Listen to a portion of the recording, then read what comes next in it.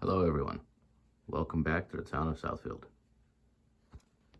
This will be a follow-up video to the original layout tour video. I realized there was a couple of things that I left out of it that I feel would be interesting for those who are actually interested in the construction of this layout. So let's take a quick duck under here. I wanted to mention lighting and ceiling and backdrop. So the lighting is a little bit on the old side. This layout is about 10 years old. These are still fluorescent 48-inch fluorescent bulbs. These are actually 2800 Kelvin. So it's a soft white. It's not the 4000 degree Kelvin bulbs that you usually get in the cool white range. It's a soft white, which gives it a very nice, nice natural sunlight type of looking tone, I think at least. Works well with the backdrop color. That's just a regular sky blue that I found at Home Depot. So there is, I forget how many of these fixtures around. Menards had them on sale back in the day for about 10 bucks a piece. The bulbs are more expensive than the actual fixtures themselves. So I picked up a bunch of them and have been using them ever since. I've looked at switching to possibly some LED lights, but I haven't really found anything that I've been happy with. So that's some valence I'm experimenting with over there. But yeah, the whole layout is lit with these 48-inch dual bulb Menards fixtures with 2800K bulbs in them.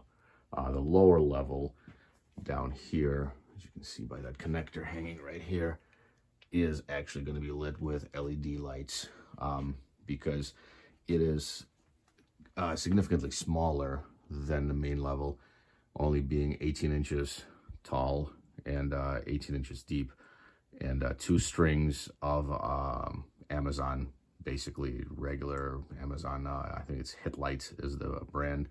2 strings of those, one at 4000K and one at 3000K, balance out to a very nice 3500, and looks really good down there and provides actually enough lumens for the lower level. I've only got it temporarily set up in this smaller section of the lower level just as an experiment, and haven't really done much with that in a while. So, but I think that's the way it's going to be downstairs, because there's just obviously no way to fit anything bigger than LED strips in there, and they're just much less space consuming. So ceiling itself, this basement had a drop ceiling in it when I bought the house, and then I've always wanted to run a valance similar to what I have in the front of the layout room, that museum type of look. And so the drop ceiling wasn't really going to work with that, so I decided that I was going to take the drop ceiling down, and I did. This is 1/4-inch masonite up here, sorry, not masonite, fiberboard up here, and I painted it ceiling color. So goal would be that if you're sitting at this level, you would pretty much see nothing but sky, which does work. Backdrop, I've done some painting. I'm not by any means an artist, but I have found that apparently I can paint trees, much to my own surprise. Evergreen trees are obviously much easier. Those trees that are over there are actually impressive even to me, and I'm the one that painted them. I did not expect them to come out that well. Those are all just photos down there as part of the backdrop. This particular portion of the backdrop is a print. God, who printed this? I think this was William Prusso. I forget what exactly his company is, but I started with a lot of his backdrops because I believe it gives me a nice horizon line and a nice, nice field appearance. And he basically prints the actual print as you see, but then on top of that he has sky. Well, sky didn't work for me for this particular area, so that backdrop is actually cut out at the tree line, and if you stand 3 feet away, which is where you would stand, you can't even tell the fact that there's an actual straight cut line there, for lack of better terms. Up here, this is just basically my attempt at painting some haze and some light fluffy clouds and stuff like that. This area still needs a little bit of work, but in the beginning area all the way down there, I believe that I've done a pretty decent job of blending the two things together. And what I'm blending together here is an actual printed backdrop, which is the bottom, as you can see clearly right there. I believe it's about 10 inches tall. And this particular backdrop is just printed on heavyweight flat paper. And the color of the backdrop worked as much as possible to try to get it to blend to the color of the actual backdrop that I painted. Obviously it's not perfect, but with the appropriate amount of blending with white paint, basically creating, you know, fluffy clouds and just general haze, you end up having a pretty convincing, especially if you're moving at a little bit of a pace, you end up having a pretty convincing seamless type of appearance between the printed backdrop and the painted backdrop. So especially when the light hits it just right. This is actually this whole wall, from that water tower in the far end all the way along the north wall and curving around over here. We're looking at, I believe, just shy of 50 feet. And that is basically printed from one print. We're able to find a print that was good, and it was, I think, something along the lines of 11 feet. Nice panoramic shot. And then we were able to basically modify that print and then mirror it and then change a couple of things here and there so it didn't look like it's exactly the same print. And I think it came out pretty well, especially with a couple of buildings and trees and stuff in front of it. There's a barn over here that is one color, and then that same barn is all the way over there. Change the color on the barn and you can't even tell that it's the same thing. So that's the way that I did my my backdrop. The actual ceiling, you can see a little piece of tape coming off over there, because the actual, sorry about the focus there, the actual the wall that the blue backdrop is painted on is actually 020 styrene.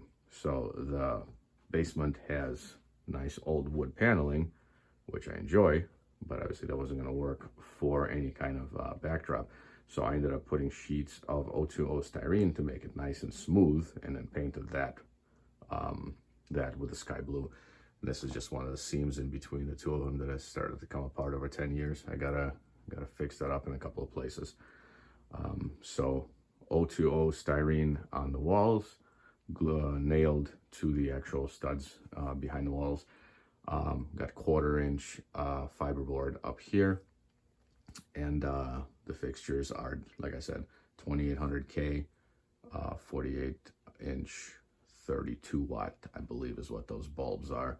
And I've thrown a couple of CFLs over there just because it was kind of a dead spot in this area where there wasn't enough lighting provided by the 48s. The goal one day, once I figure out how to do it in a way that I'm happy with, is to do a continuous valance along the top of the entire layout, mirroring the contours of the fascia and obviously matching the color and everything else, just like, once again, in the front entrance of the room.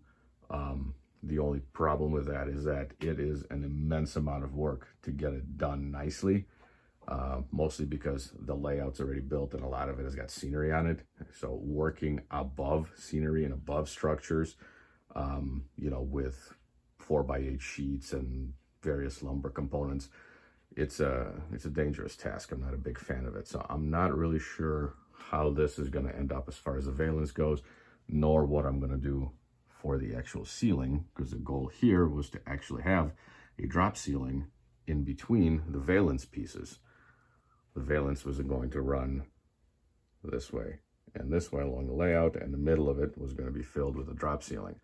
I wish the hell I built that before I did the scenery on the layout, because when I did this section over here with the drop ceiling and with the valance, that was a very nerve-wracking experience, because this area was in this particular state when this ceiling was put up. This was not a pleasant experience. Dust and everything else, and possibility of stuff falling. definitely wasn't pleased with that. So not really sure what's going to happen on the inside of the layout at this rate as far as the ceiling goes, but who knows. If I do get ambitious, then I want to extend the drop ceiling across. So the middle section over here will be a drop ceiling, and then there'll be a valance coming down right here and right here, following the contours of the layout fascia. Right now you might be saying to yourself, I don't know where the hell I am. Well, where we are right now is in the southwest access panel of the layout.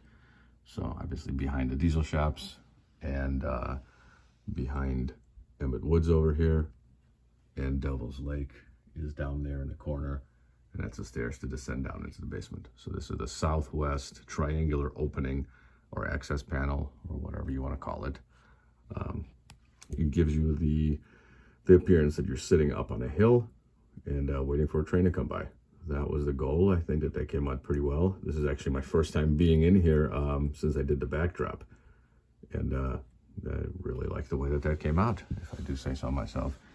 And then here we're looking Railway East, and what do we got down there? 6898, I believe, is on the head of that train.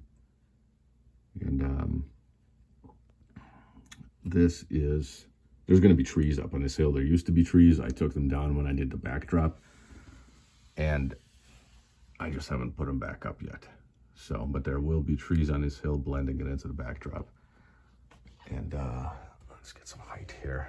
So yeah, this is a nice view from here. You get a nice bird's eye view of the diesel shops and diesel servicing facility,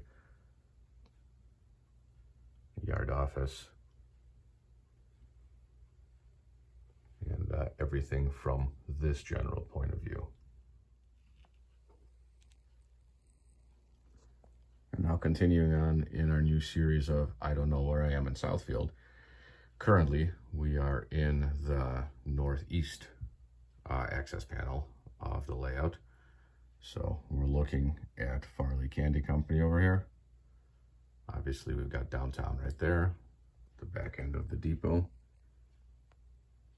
Get some zoom going here. There we go. Grain elevator in the background. And then if we pan to our left, we've got Harrisville Junction with its yard, and then this is the back end of that staging slash interchange slash basically the business train parking track. And this is that interchange track that goes off into nowhere for now until the backdrop gets completed.